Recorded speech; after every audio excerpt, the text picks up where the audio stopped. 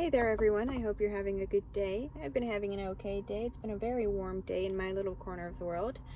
And I have a feeling that spring weather is behind us and summer is coming in full force, or it seems like that because the days are getting very warm and it just feels like we're about to have an early summer, right? But I wouldn't be surprised if it rains this week or next week because climate is always changing. And we had a hailstorm last week and it got really, really, really cold.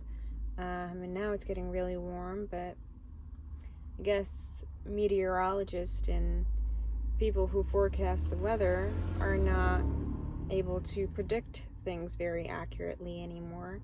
Even though we have all of these technologies and all of these advancements and innovations, we still make mistakes and we still fail to predict certain things.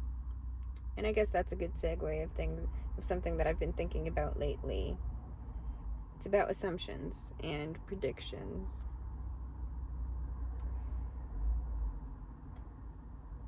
I can only speak about my own experience, but there have been times in my life where I have created a detailed plan of how I want my life to look like, and I assume that if I do A, then B will happen, or if I do A plus B, then that will equal C. If that makes sense. So I think in terms of sometimes, I think in terms of black and white, right? And I become very attached to certain predictions, certain assumptions with the knowledge and the experience that I've had before. I assume that the outcome will be something similar to what I have experienced before, or something that may not have happened in the past, but I predict it will happen from information that I have about the situation. And most of the time, speaking in my own experience, my predictions, my assumptions have been wrong. And I'm getting better at it, but I still struggle with it. I usually become very attached to certain assumptions, certain predictions, because in my mind, I have a feeling that assumption or that prediction will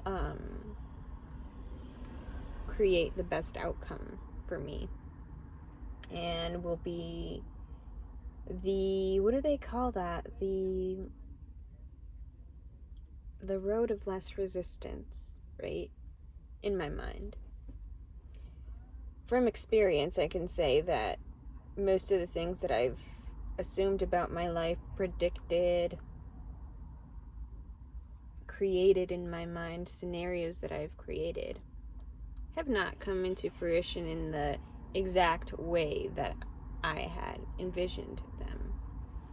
And I think I talked about this in a different video.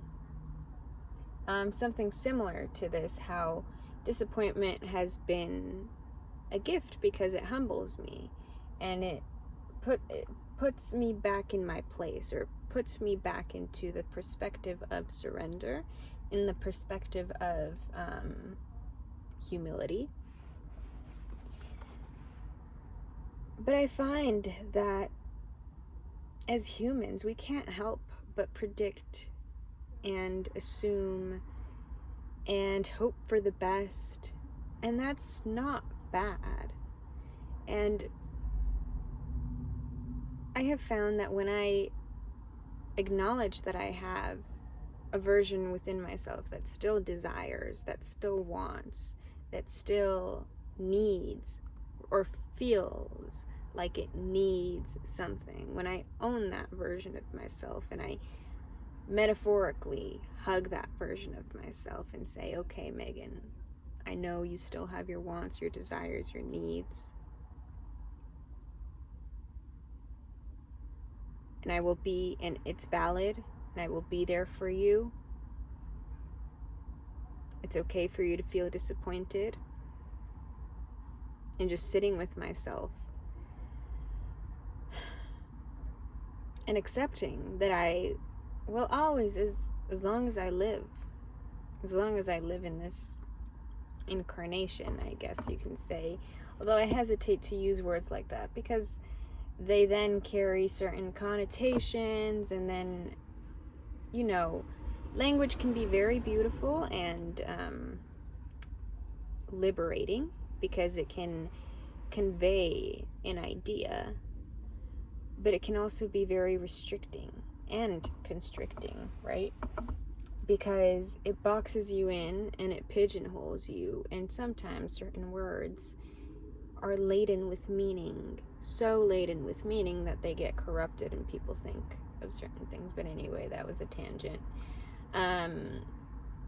For lack of a better term, in this incarnation, I will always have desires, and that's not necessarily bad. It's not wrong to have desires. It's not wrong to want things in your life or to want to have certain outcomes in your life. The problem becomes when we begin to suffer, when we don't get what we want. When we begin to dwell on that and sit and stew, and we're not able to move on from that disappointment because we believe that our prediction or our assumption or just our side of the story, what we wanted, our desires, are more important than the bigger picture, if that makes sense. So sometimes when we don't get what we want, or at least I can only speak for myself, when I don't get what I want, I may feel irate, I may feel annoyed, upset, disappointed, all of that, right? And when I observe the root cause of those emotions, it usually, in my case, it usually stems from insecurity. It usually stems from a belief that if things don't go the way that I have envisioned them, then my life is ruined and my life is over, right? And so when things don't go the way that you had envisioned or planned, you feel this sense of powerlessness, and therefore you feel this insecurity because you're like, now what? How am I going to survive? Or how am I going? Sometimes it has to do with actual survival, right? But sometimes it's something like more abstract, where how am I going to be able to be happy? Or how am I going to move on from this? Or how am I... And so because we are so hyper-focused on our own microscopic view of the situation, we forget to widen the aperture, right? And we forget to look at things from a macroscopic perspective and have some humility and say to yourself or to whatever you believe in, okay, well, I guess I was wrong. I'm excited to see what life has in store for me now, good or bad. I'll take it.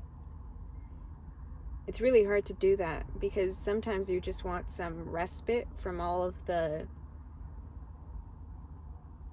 push and pull that you've had to deal with in your life, and sometimes you just want to rest. You just want to take a break. You just want to feel like God, for lack of a better term, because I know God is also very laden with meaning, right? You want to feel powerful, or a better way to put it is you want to feel like you have control, and a sense of control gives us a sense of security, because if we feel like we have control, then we feel like, to a certain extent, we own our lives, not the other way around, where life owns us, right? But what I can tell you, from what I have learned on my own journey, is that whether or not things go your way, your life is yours, and yours alone. Just because you didn't get what you wanted, just because your predictions were wrong, or maybe your dreams didn't come true, doesn't mean that you're at the mercy of fate. Sometimes, from what I have learned in my own life, they're actually blessings in disguise. And it's really hard to believe that when you're in the midst of chaos and you're in the midst of wrangling with that disappointment. It's really, really hard to believe that.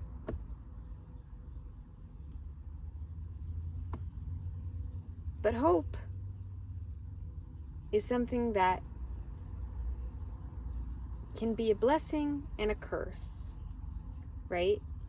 And hope is something that you have to implement in a balanced way, because being overly hopeful can be harmful, because sometimes you're hoping for the wrong things.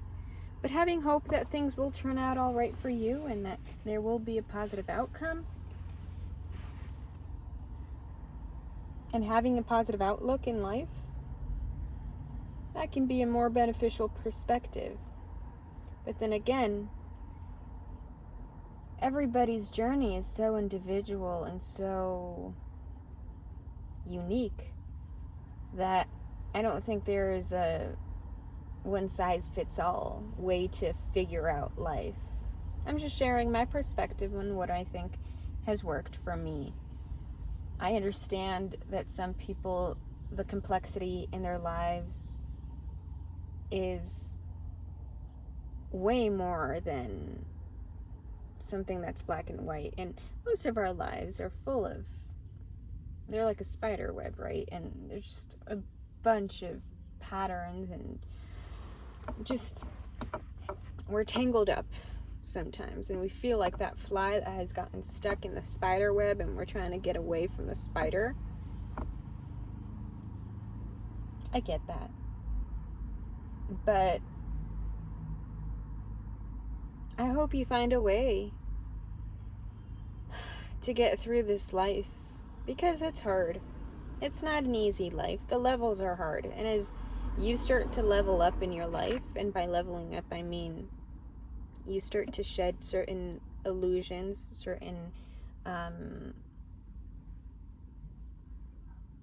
certain perspectives that no longer serve you, as you begin to shed the obvious ones, right? Like consumerism, materialism, any kind of ism, right? Things start to get, the illusions start to become a little harder to catch. They start to become a little more difficult to recognize as you begin to level up. So that's what I have found in my own life. Maybe you'll find that too. Maybe you'll find that as you progress on your journey and you change and grow and evolve, you'll find that it's not as easy to catch those illusions, to break away from them, because they're so subtle. They're not as obvious anymore, right? They are more quiet. They're not as loud. They're not as in your face.